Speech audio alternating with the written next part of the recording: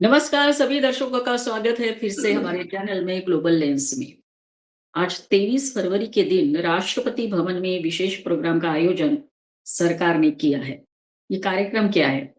हमारे भारत के पहले गवर्नर जनरल और आखिरी गवर्नर जनरल जो है, जिनको हम राजा जी के नाम से जानते हैं, उनकी प्रतिमा का अनावरण का समारंभ राष्ट्रपति भवन में किया जा रहा है। अब सवाल ये है कि राष्ट्रपति भवन में ही क्यों? तो रीज़न ऑब्वियसली ये है कि वो हमारे पहले और आखिरी गवर्नर जनरल रहे।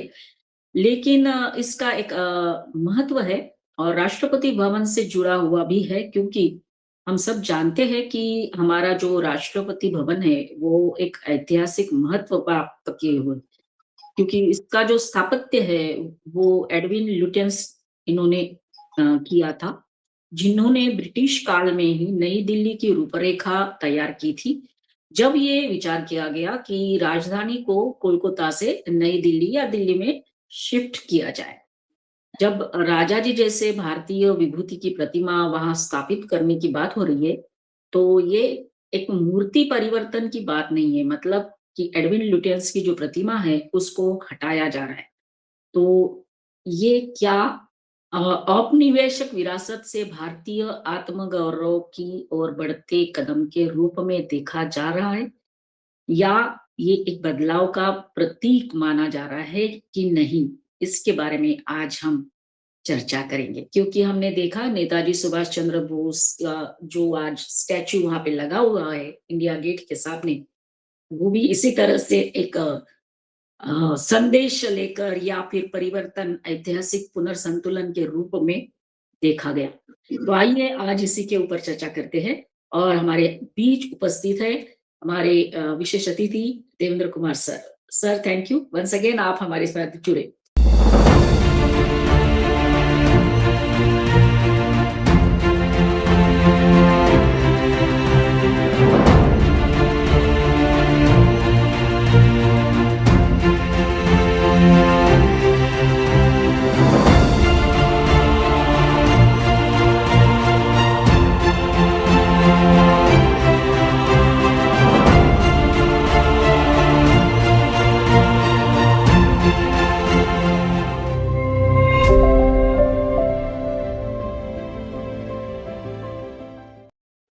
नमस्कार वर्षा जी, आपको और आपके दर्शकों को।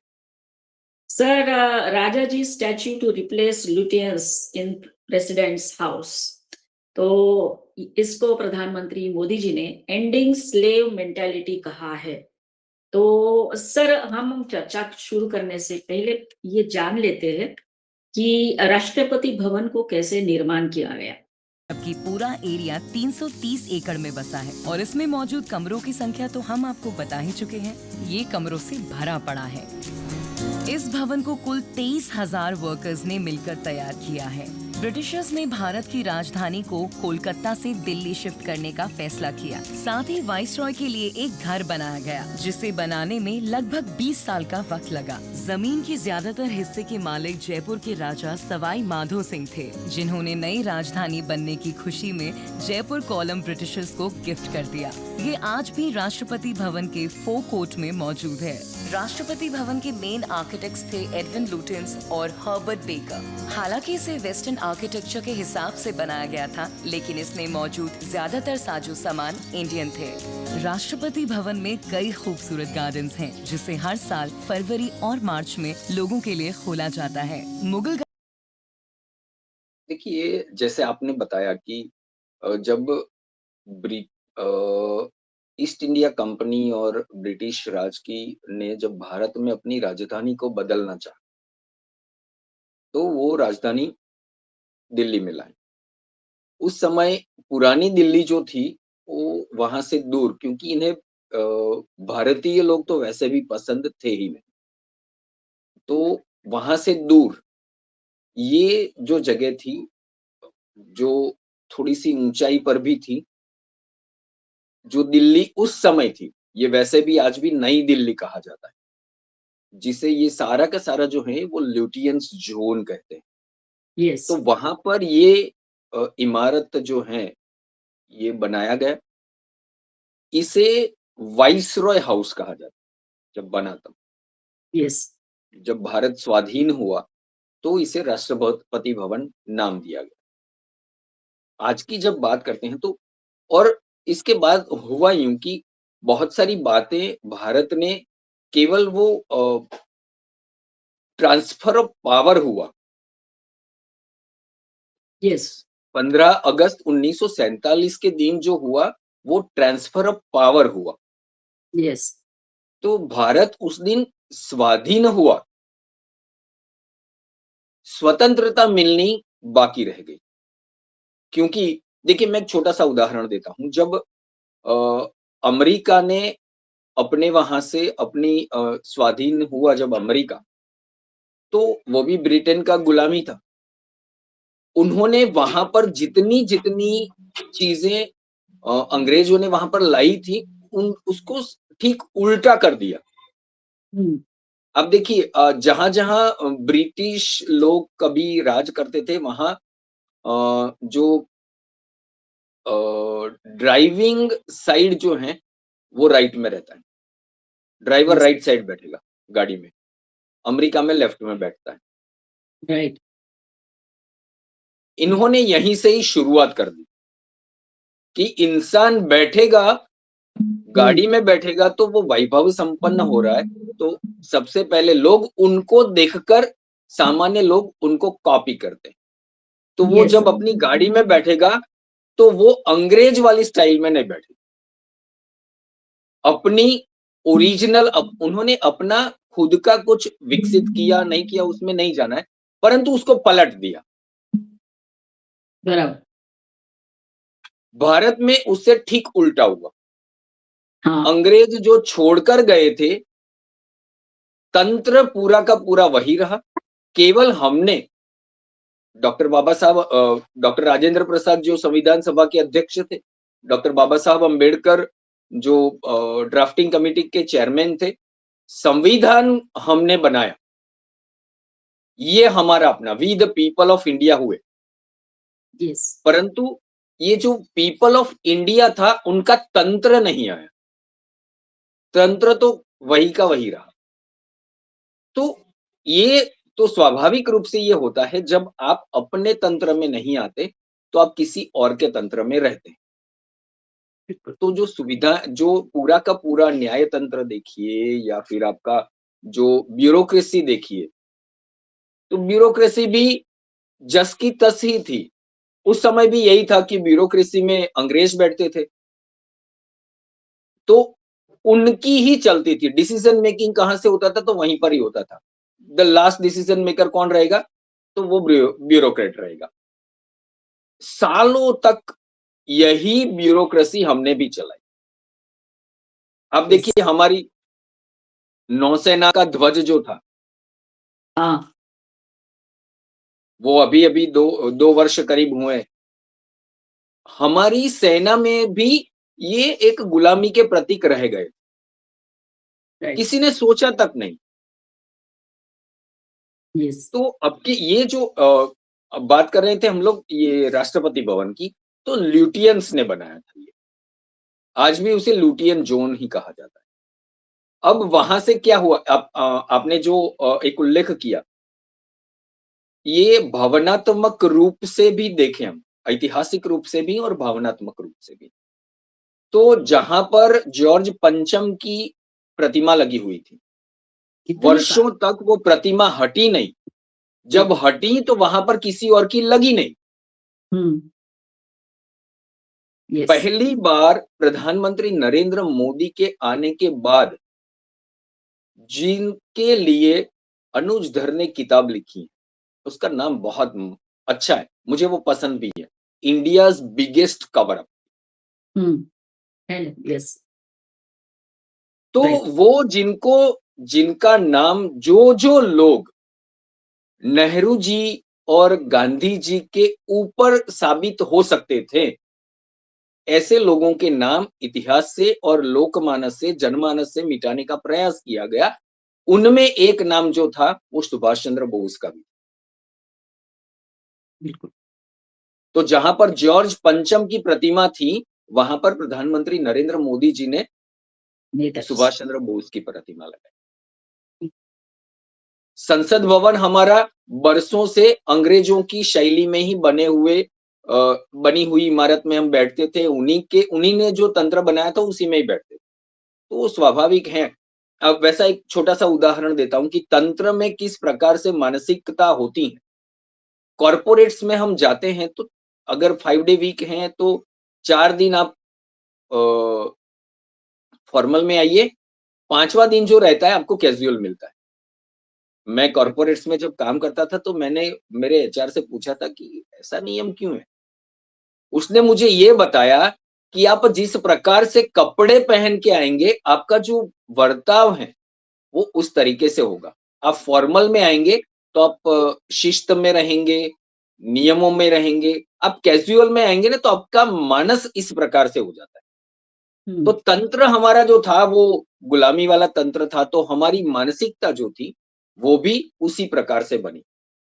गोरी चमड़ी देखी, हम अभिभूत हो जाया करते। अंग्रेजी अगर किसी ने बोल ली, तो अभिभूत हो जाते थे हम, आज भी हो रहे हैं खैर। अगर yes, किसी ने शुद्ध हिंदी में बात की, तो उसे दकियानुस कह दिया जाता है।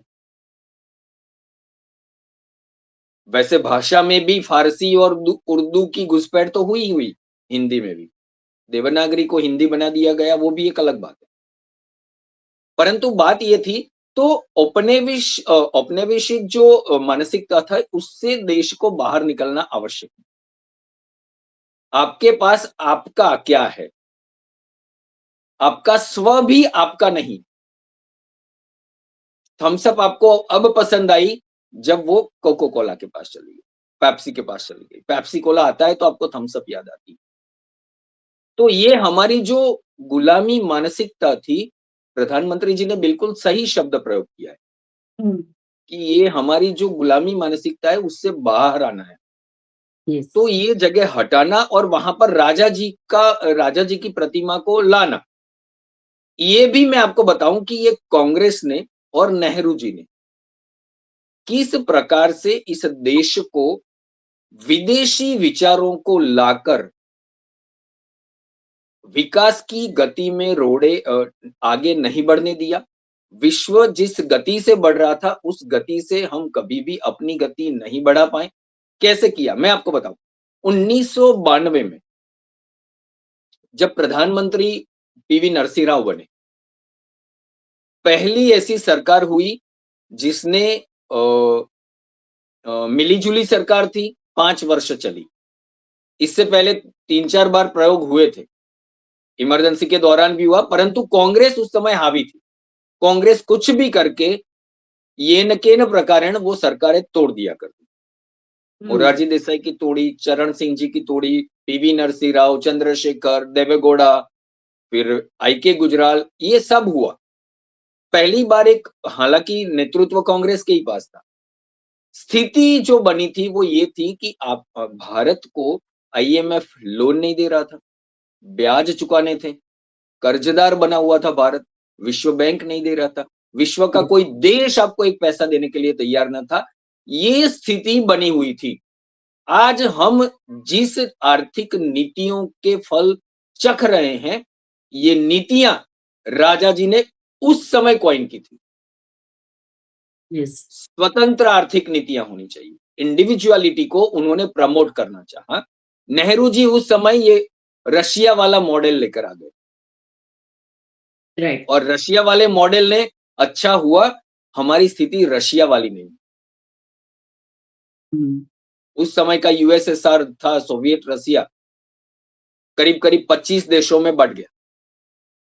हाँ, अच्छा था ये 92 आते-आते हम ह भगवान ने जो भी किया अच्छा ही किया कि हमारे ऊपर वो नियम बनाने के लिए हमारे ऊपर कड़े नियम डाले गए, हमें हमें विवश किया गया, डंकन पर हमें मजबूरन विवशतावश जाकर डंकन करार पर एग्रीमेंट पर हमें साइन करने पड़े, हमें हमारे क्षेत्रों को खोलना पड़ा।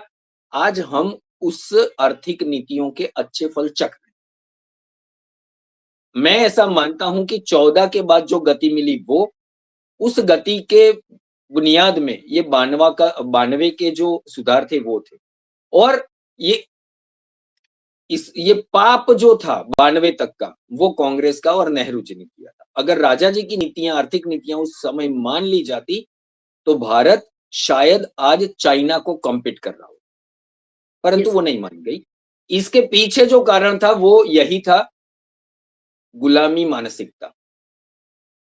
अंग्रेजों से हम प्रभावित थे, उनके तंत्र से प्रभावित थे और करीब-करीब मानसिक रूप से हम पराधीन ही थे। राइट। यस। तो सर ये राष्ट्रपति भवन में जो राजगोपालाचारी का जो स्टैच्यू है उसको लगाने वाले हैं। तो सर प्रधानमंत्री जी ने अपने मन की बात के कार्यक्रम में ये अनाउंसमेंट की है कि it will be replaced by the statue of C Rajagopalachari. और ये हम सब जानते हैं कि सी राजगोपालाचारी जो है वो नेहरू के विरोधक रहे हैं। और दूसरी महत्वपूर्ण बात है कि उन्होंने फिर अपनी एक स्वतंत्र पार्टी बनाई थी। नेहरू से उनका बनता नहीं था, उनकी नीतियों के साथ वो सहमत नहीं थे जैसे आपने बताया, और उन्होंने फिर एक स्वतंत्र पार्टी बनाई जिसका नाम ही स्वतंत्र पार्टी है। और फिर आर्थिक स्वतंत्रता और न्यूनतम सरकारी हस्तक्षेप का उन्होंने बहुत जोर-शोर से समर्थन किया था। तो सर ये देखते हुए सर क्या ये सोचा गया, no doubt he was the first and the last governor general, पर इसके पीछे ये भी कारण है क्या सर कि वो नेहरू के काफी विरोधक थे? मैं ऐसा मानता हूं कि नेहरू के विरोधक थे इस वजह से नहीं, परंतु वो दूरदृष्टा थे, हाँ। इसमें कोई दो राय नहीं। राजा जी ने जब अपनी स्वतंत्र पार्टी बनाई, इसके पीछे का जो कारण था, वह भी यही था। वो नेहरू जी की समाजवादी आर्थिक नीतियों के साथ के विरोधक थे। बिल्कुल। वो बिल्कुल मानते थे कि व्यक्तिगत स्वतंत्रता, वैयक्तिक स्वतंत्रता की रक्षा होनी चाहिए और हाँ। अर्थतंत्र में यस। सरकार का हस्तक्षेप कम से कम होना चाहिए। उन्होंने उस समय फ्री मार्केट, जिसे आज पूरा विश्व लेकर चल रहा है और भारत भी उसी दौड़ में आज दौड़ रहा है, फ्री मार्केट की वकालत राजा जी ने उस समय की थी। उन्होंने जो यूएसएसआर से उठाकर यहाँ पर लाया गया जो लाइसेंस राज था, परमिट राज, ये आज हम ये जो शब्द बोलते हैं परमिट राज और लाइसेंस राज, ये शब्द प्रयोग सबसे पहले राजा जी ने ही किए। यस। देश पूरा का पूरा जो था वो अर्थतंत्र, हमारा अर्थतंत्र ही इस लाइसेंस और परमिट के ताले में बंद हुआ था। राजा जी ने इससे बाहर निकलने की बात, राइट। इनका मानना था कि, और इसमें अगर हम देखें तो उनका ये मानना था कि भारत के लोगों के पास जो क्षमता है, उस क्षमता को लाइसेंस और परमिट के ताले में नहीं बांधना चाहिए। ये कहीं न कहीं उनका ऐसा ही मानना होगा, क्योंकि इतिहास के भी बहुत अच्छे, क्योंकि रिसर्चर भी थे, हाँ। इतिहासविद भी थे, तो इतिहास, भारत के इतिहास के वो ज्ञाता थे। उनको पता था कि ये वही भारत हैं जो कभी विश्व की इकोनॉमी में 25 से 32% का हिस्सा अपने हाथ में रखता था। और वो जो हिस्सा था, वो वैयक्तिक स्वतंत्रता की वजह से था, मुक्त बाजार की वजह से था। राजा का हस्तक्षेप वहां पर केवल कर तक था। आप टैक्स दीजिए, राजा जी यहां पर भी कहते थे कि कम से कम टैक्स होना चाहिए। वर्तमान स्थिति देखिए, इंदिरा जी के राज में कभी ऐसा मैंने सुना है कि 97% इनकम टैक्स हुआ करता। 97% वो छोटी सी वो लगती है, पीछे वो फूल लगा होता है जो दिखता भी नहीं है, कंडीशन अप्लाइड, यस। वो वाले कंडीशन अप्लाई में 95 टू 97% इनकम टैक्स। आप सोचिए, आप और मैं अगर 1 रुपया कमा रहे हैं, उस 1 रुपए से 97 पैसा सरकार को देना है, 95 पैसा मुझे सरकार को देना है। इससे भारत किस किस विष चक्र में फंसा? भारत ये ब्लैक मनी के विष चक्र में फंस गया। यस। अगर ये मुक्त अर्थतंत्र की बात होती, कम से कम आज देखिए, कभी ये 3 या 4 लाख इनकम टैक्स की लिमिट हुआ करती थी, आज 12 लाख हो चुकी है। हाँ। ये राजा जी की जो आर्थिक नीति थी ना, कहीं न कहीं उसी का ही प्रतिघोष है ये। राइट। आईटीआर फाइल करने वाले लोगों की संख्या पिछले 12 वर्षों में जितनी बढ़ी है, उतनी स्वाधीन होने के बाद से लेकर 2013 तक नहीं बढ़ी। यस। तो इकोनॉमी के विचार में राजा जी वर्तमान जो इकोनॉमी चल रही है, वैश्विक इकोनॉमी, उस इकोनॉमी के उस समय पक्षधर थे। हम्म। तो नेहरू के विरोधी नहीं थे, मैं नहीं मानता। परंतु नीतियां अगर आप विदेशों से लाएंगे तो वो नहीं चलेंगी। नीतियां हमारी स्वदेशी होनी चाहिए। हमारे पास ऐसी नीतियां हैं। हमें हमारे लोगों की शक्ति पर भरोसा करना चाहिए। ये अगर मैं कहता हूं, और इसी के लिए उन्होंने ये जो था कि वैयक्तिक स्वातंत्र्य और मुक्त अर्थतंत्र की जो बात की, तो इसको अगर आप देखेंगे तो ये आपको प्रधानमंत्री नरेंद्र मोदी का जो स्लोगन है, सबका साथ, सबका विकास, सबका प्रयास, ये यहां पर आपको अभिप्रेत दिखता है। राइट। ये वही चाहते थे। अगर आप वैयक्तिक स्वाधीनता देते हैं, तो व्यक्ति अपने लिए जो भी करेगा, अपने विकास के लिए जो करेगा, स्वाभाविक रूप से उसके फल समाज और राष्ट्र को मिलेंगे ही मिलेंगे। राइट। यस। नेहरू जी की जो नीति थी वो ये थी कि उसके फल जो है राज्य को पहले मिलेंगे, राज्य चाहेगा तो जनता के पास आए। ये जो समाजवाद वाली जो नीति थी उसमें ऐसा था कि राज्य जो चाहेगा वो समाज को, वो राष्ट्र को मिलेगा। राज्य को पहला फायदा होगा, यहां पर पहला फायदा इंडिविजुअल को था। तो स्वाभाविक रूप से जब इंडिविजुअल कमाता है तो वो ये स्वाभाविक सोचता है कि मेरा राष्ट्र भी मेरे जैसा ही संपन्न हो, क्योंकि जितना राष्ट्र संपन्न होगा उतनी ही संपन्नता मेरी भी बढ़ेगी। तो नेहरू का विरोध शायद हो नहीं हो, पता नहीं, परंतु वो आर्थिक नीतियों के बाबत में बहुत ही स्पष्ट थे और आदर्शवादी भी थे। आज जिस भाषावाद को, आज प्रांत और भाषा के नाम से जिस प्रकार से हिंदी का विरोध स्टालिन और ये कांग्रेस के भी कुछ नेता राहुल गांधी वगैरह भी जो करते थे, नेशनल एजुकेशन पॉलिसी जो आई उसमें 3 भाषाओं की जो बात थी, तो हिंदी का विरोध जो किया, राजा जी तमिलनाडु के मुख्यमंत्री भी रह चुके, उन्होंने वहां पर हिंदी का प्रयोग किया, हिंदी लागू की थी, पढ़ाया जाना चाहिए। आज ये वही उसी का ही विरोध करके ये दिखा रहे हैं कि राजा जी कितने अहेड ऑफ द टाइम थे, समय से काफी आगे की सोच रखते थे, दूरदर्शिता थे। नेहरू जी स्वप्न दृष्टा थे। ये दूरदृष्टा भी थे और वास्तववादी थे। नेहरू जी स्वप्न दृष्टा थे। मैं जैसा सोचता हूं वैसे ही लोग सोचेंगे, ऐसा मानने वाले थे। ये वास्तवदर्शी भी नहीं थे। तो एक दूरदृष्टा और वास्तवदृष्टा, वास्तववादी व्यक्तित्व की प्रतिमा अगर राष्ट्रपति भवन में लगती है, तो वो भारत के सर्वोच्च पद जो है, वहां पर अगर ऐसे व्यक्ति की प्रतिमा लगेगी, तो स्वाभाविक रूप से भारत को वहां से यही प्रेरणा मिलेगी कि आपको वास्तववादी रहना है, आपको यथार्थवादी रहना है, आपको दूरदृष्टा रहना है, स्वप्न दृष्टा नहीं और अवास्तविक नहीं बनना है।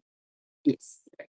तो सर हम आखिर में सर यही कहेंगे कि राजा जी ने जो कुछ भी एक विजन डेवलप किया था, वो एक वास्तविकता है, आप जैसे बता रहे हैं। और सर दूसरी बात यह है कि राजा जी को 1954 में भारत के सर्वोच्च नागरिक सम्मान भारत रत्न से सम्मानित किया गया था। और वो अपने सिद्धांतों पर हमेशा अडिग रहे और उनको नैतिक राजनीति के प्रतीक भी माना जाता है। तो सर इतना बड़ा व्यक्तिमत्व जब भारत के लिए था, जो भारत के लिए काम करते थे, तो उनकी प्रतिमा का वहाँ पे अनावरण होना, ये अपने आप में एक बहुत बड़ी बात है सर। और हमने देखा कि हम अमृत काल में है हमारे स्वाधीनता के, स्वतंत्रता के, फिर भी शिक्षा व्यवस्था से लेके ब्यूरोक्रेसी तक हम कैसे मानसिक गुलाम रहे, गोरे गए लेकिन भूरे जो थे या भूरे जो अभी भी है, उस सोच के वो किस तरह से मानसिक गुलाम है, ये हम सबको पता है। तो सर हम आपको धन्यवाद देना चाहेंगे कि आप हमारे साथ जुड़े और चर्चा की। सभी दर्शकों को कहेंगे कि हमारा ये वीडियो ज़रूर देखिए और लाइक करिए, कमेंट करिए, शेयर करिए और हमारे चैनल को सब्सक्राइब करिए। धन्यवाद सर। जय हिंद, वंदे मातरम। धन्यवाद वर्षा जी, आपका भी। जय हिंद, वंदे मातरम। यस।